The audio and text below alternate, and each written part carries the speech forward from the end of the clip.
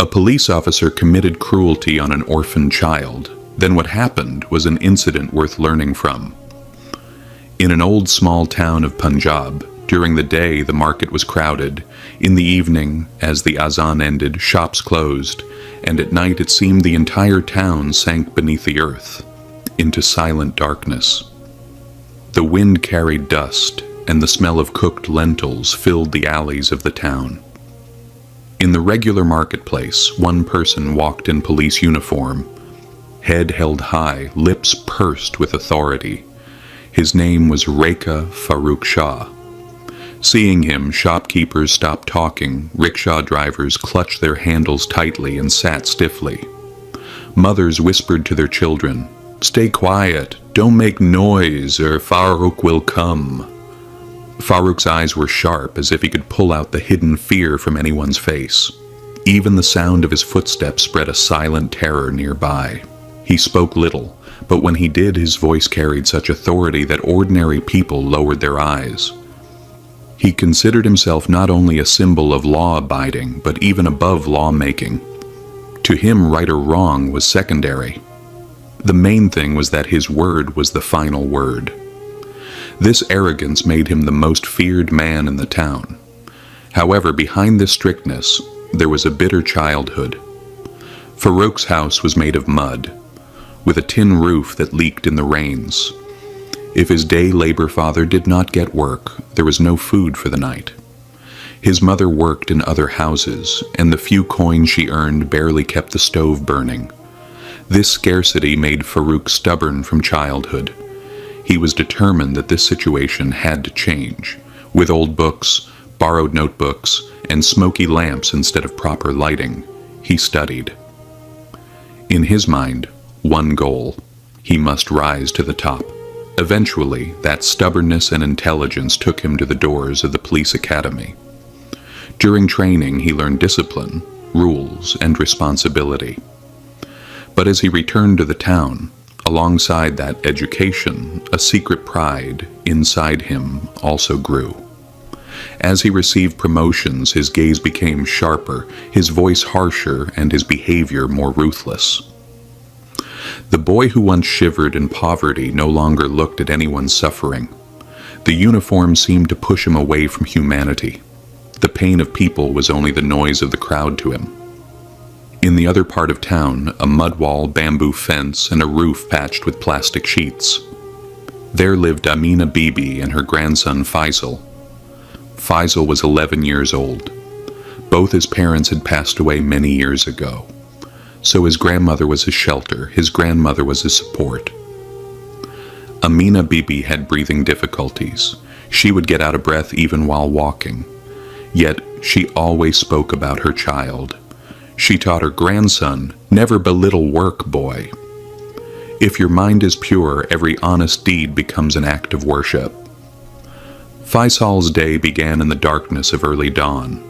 The sky still had a bluish layer of clouds. The birds had not yet fully awakened. He carried an old torn bag on his shoulder and tied a rough rope around his waist. Then, in the back empty space of the Naradomar market, among piles of garbage everywhere, plastic, paper, rusted iron, broken tin, whatever could be sold, he collected and sold it.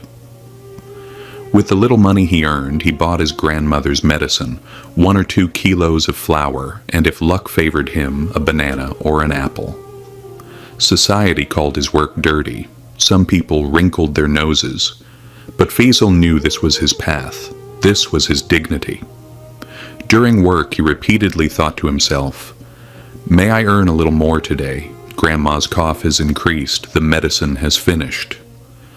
Even with this thought making him tired, he did not stop. His hands with dark nails, dust on his forehead, but his face carried determination. This stubbornness, this labor, this fight for survival, all seemed larger than his age. Everything in its own way, beautiful, but in some eyes, sharp. Especially to Farooq Sahib, he thought these people spoiled the city's beauty, blocked the path of progress. Seeing poor people stirred irritation inside him. He thought, If I am not strict, they cannot be controlled. That day, in the morning, the light had not fully spread. The trees by the roadside cast shadows. A kite sat on the mosque minaret in the distance. The wind carried the sharp stench of garbage. Faisal, with a bag full of old items on his shoulder, was crossing the road alone. Just then, from behind, the screech of a wheel, a police jeep braked in front of him. Dust flew, hitting Faisal's face. The door opened and Farouk got out. The sound of his boots crushing the street stones echoed. He looked from afar at the bag and in a commanding tone asked, "What's in there?" Faisal could not speak at first, then gathering courage slowly said, "Grandma is sick. I need to bring medicine. I will sell these." Farouk pursed his lips and smiled, a cold smile filled with contempt. "You will bring medicine? You dirty the city and speak so boldly." Before Faisal could finish, he leapt, snatched the bag. Faisal stretched out both hands to stop him, but his weak arms were nothing against strong boots. Farouk lifted the bag and slammed it onto the ground at Naradomar. In a moment, everything was over.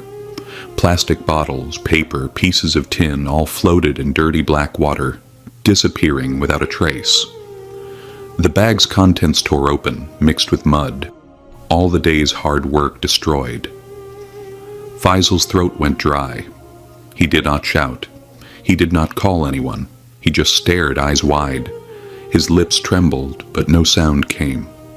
After a long time, very softly, he said, "Sir, if Grandma is without medicine, she will suffer greatly." Farouk's face showed no change. Instead, he scolded, "Get out of here. If I see you here again, I will send you to the station." Saying this, he got into the jeep and closed the door. The jeep jolted forward, kicking up dust that covered Faisal's eyes and face. The little boy sat by the roadside for a moment, his hands trembling, his chest burning inside, but he did not cry. He untied the rope, clutched the torn part of the bag with both hands, and slowly stood up. Then, bowing his head, he began walking toward the house. His footsteps, as if knocking on a tired door, reached Amina Bibi. Seeing the work-filled glow in her grandson's eyes, she understood everything in an instant. What happened? The boy Faisal sat on the ground. In a dry voice he said, "Everything is ruined today. Someone snatched the bag. How will I get the medicine now?" Amina Bibi placed her hand softly on her grandson's head. In a trembling voice, she said, "Be patient, boy. Injustice never lasts forever. Allah knows how to deliver justice." Faisal nodded, but inside him waves of questions rose. Was it only meant to hurt the weak, or one day around some corner would the injustice finally end? The answer to that question had not yet come, but that morning silently hung an ominous signal in the city sky.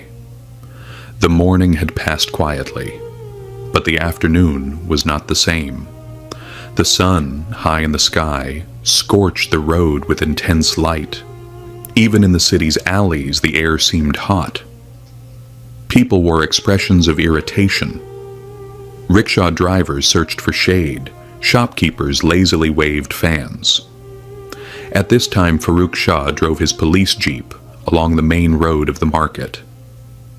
His face carried that familiar stern expression, as if everything around him was under control.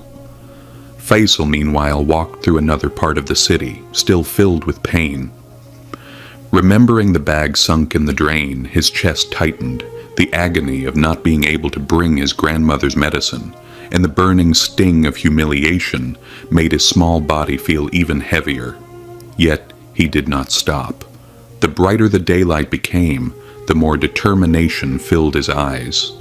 He had to do something, because giving up was not in his nature. Meanwhile, Farouk's mind was strangely unsettled. While driving the jeep, the boy's face kept appearing in his mind. Faisal's face, big eyes full of tears, lips trembling but no sound escaping. The image seemed to sink into his mind like stone, But pride did not allow him to weaken. He thought, "If poor boys like this exist, they spoil the city's beauty. They must be controlled." He believed his actions were correct, though somewhere deep inside a shiver persisted. By the afternoon, Faisal was again wandering one end of the market, hoping to collect a little. His hands held nothing, the bag on his shoulder empty. Suddenly he saw a few old bottles and papers lying on the side of the road a short distance away. He ran quickly and began picking them up. At that very moment, Farouk's jeep re-entered that street. He stopped the vehicle and watched from a distance for a moment. This time he said nothing, but his eyes carried the same harshness. Faisal, lifting his eyes, did not look at him, only bowed his head and continued his work. His mind told him, "I am not doing anything wrong. Being poor is not a crime." Suddenly, an unusual feeling arose in Farouk's chest. It was like a silent challenge. The boy was neither afraid of him, nor did he speak. He was only focused on his work. This struck at Farouk's pride. But at that very moment he felt a slight unease begin in his stomach. At first he paid no attention, thinking, maybe it's because of the heat.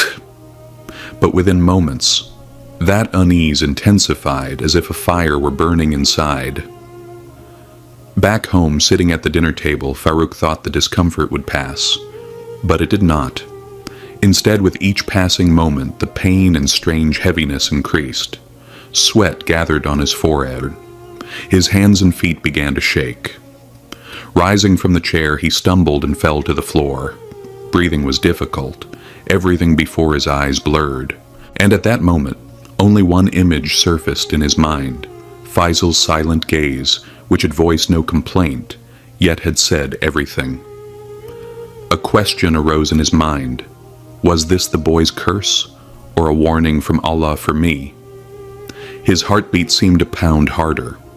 Writhing in pain, he realized that perhaps a major change was about to come in his life. Night had deepened. Farouk lay on the cold floor, writhing in pain, struggling to breathe. The pain in his stomach grew moment by moment. His forehead was drenched in sweat, his throat dry as wood, his head spinning. But whenever he closed his eyes, that scene returned. Faisal Bog sunk in the drain, the little boy's helpless effort with his small hands, his gaze full of tears. He tried drinking water several times, but swallowing was difficult. Even rising to go to the bathroom, he could not summon the strength. Inside the dark room, suddenly he felt a strange fear, a fear he had never admitted to anyone. All these years, he had shown fear to others, ruled them, committed injustices. But today it seemed an invisible force was ruling over him. Outside the door, the street was silent. Only the distant bark of a dog and the whisper of the wind could be heard. Tears welled in Farouk's eyes, from pain, fear, and a strange sense of guilt. He remembered his own childhood, when he too had suffered hunger and humiliation when someone could have helped him. But now, he had taken away that opportunity for help from so many faces. Unable to improve the situation, he lay down on the bed, but the unease in his stomach seemed impossible to contain. It felt as if something was moving inside. He placed his hand on his stomach in fear and realized the swollen area was warm and strangely hard. At that moment, a cold current flowed through his mind. Was this a disease or punishment from Allah? Amid internal struggle and external pain, Farouk clearly understood that this could not continue for long, yet he did not have the courage to call a doctor. He felt shame and humiliation would engulf him. Rather, he thought, perhaps this pain is what I deserve. About an hour later, when the pain became somewhat bearable, he looked toward the door and sighed. Suddenly, there was a knock from outside, a soft, hesitant knock. At first, Farouk was surprised, then he slowly rose and opened the door. Standing in front of him was Faisal, holding a small cloth pouch in his hand. Farouk tried to speak, but stopped. The words stuck in his throat. Faisal spoke in a calm voice. Grandmother said, when someone is sick, you must help them. So I have brought some bread and medicine. At that moment, something inside Farooq Shah's chest seemed to break. The boy he had humiliated yesterday, who had left his livelihood in the drain, was today standing at his door, helping him. This unexpected act seemed to strike at the strongest wall of his pride, breaking it. He silently took the pouch in his hands and sat down beside the door. Inside were soft, warm bread made by grandmother, medicine in a small container, and a small piece of paper with the name of a local hakim written on it. The warmth of the pouch was not only from the food, but from the warmth of humanity, which had been missing in his life for many years. Words stuck in Farooq's throat, yet he managed to say with difficulty, "You don't hate me, Faisal." Faisal replied in a calm voice, "Grandmother says when you hate, a person becomes like the one they hate. We only seek justice from Allah. He is the best judge." These words seemed to sink deep into Farooq's soul. He realized that the unease he had felt these past few days was not only physical, it was the unease of his soul, accumulated over years of wrongdoing, pride, and injustice.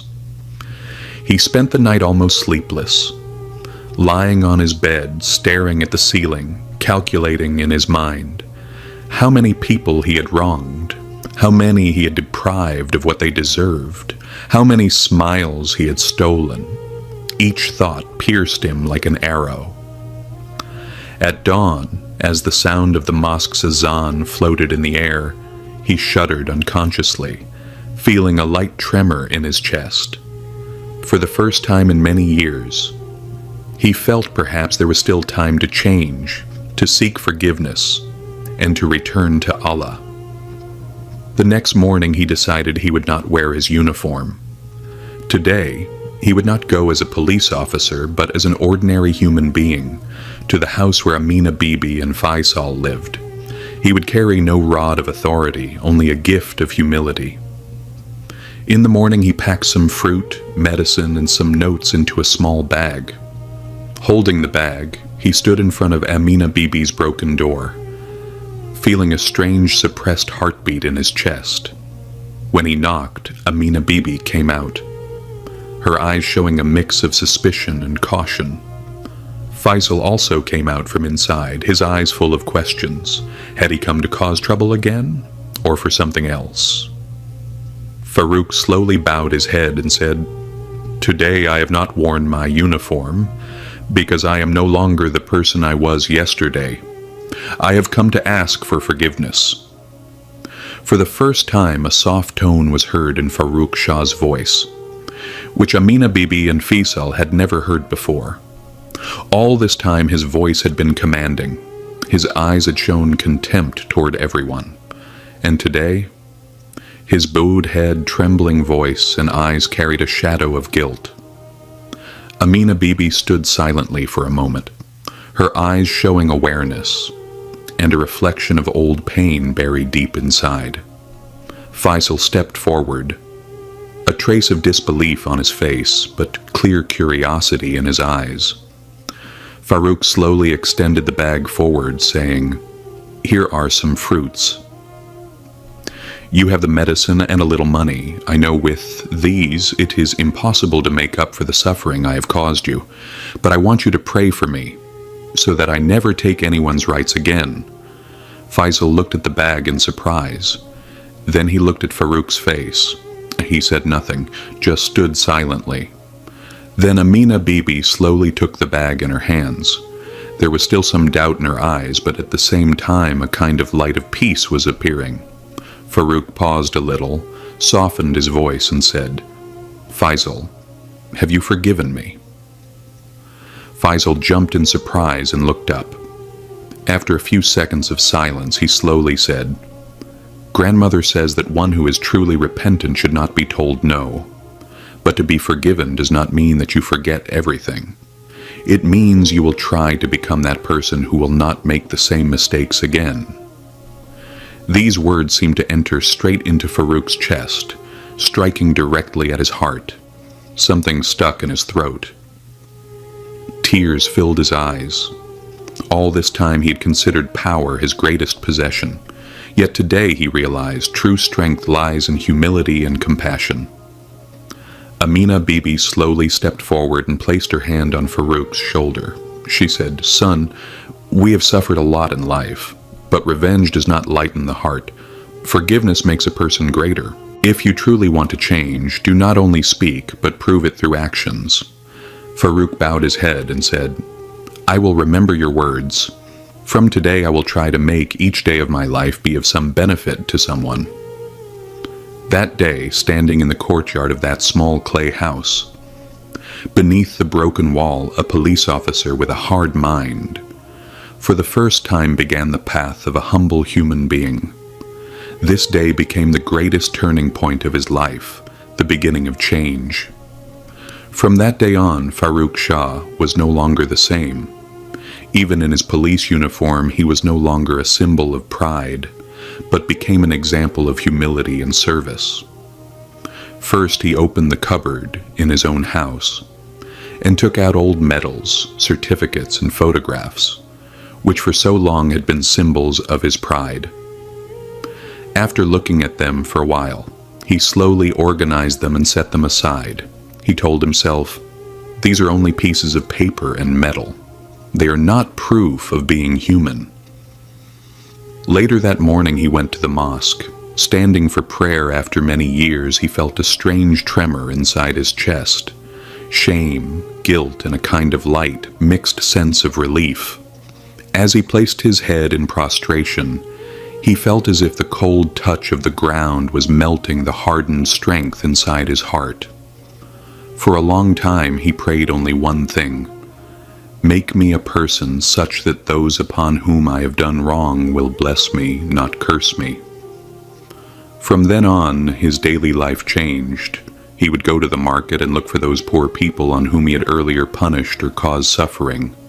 He would organize someone's shop, pay for someone's vehicle repairs, or take responsibility for a child's education. Slowly, the people of the city were amazed to see his transformation. Those who once feared hearing his name now addressed him with respect. The greatest change came when he bought a small but sturdy bicycle for Faisal. A stand was attached at the back for carrying loads, so he would no longer have to lift heavy bags on his shoulders. When Faisal got the bicycle, the sparkle of joy in his eyes felt like the greatest reward in Farouk's life. One afternoon, he invited Amina Bibi and Faisal to his house. The food was very simple, plain, but the atmosphere was full of sincerity. After eating, he slowly took out a file and gave it to Amina Bibi. Inside were the land papers of their clay house. From now on, it was in Amina Bibi's name. "No one could evict you from your home anymore," he said calmly. Amina Bibi's eyes filled with tears. Faisal silently held Farouk's hand. That day in that small courtyard among the three people, such a bond was formed that would never break again. It was no longer the relationship of oppressor and helpless, but a relationship of family-like love and blessings. Over time, Farouk Shah, now called affectionately by the people of the city as Farouk Bai, learned to use the mistakes of his past as strength. He understood that life had given him a second chance, and using that chance, he devoted the rest of his life to serving humanity. Until the end of his life, in every prayer, Farouk was grateful for only one thing: that on life's path one day, Faisal and Amina Bibi were sent to him. They had taught him that true strength lies not in injustice, but in forgiveness and in love.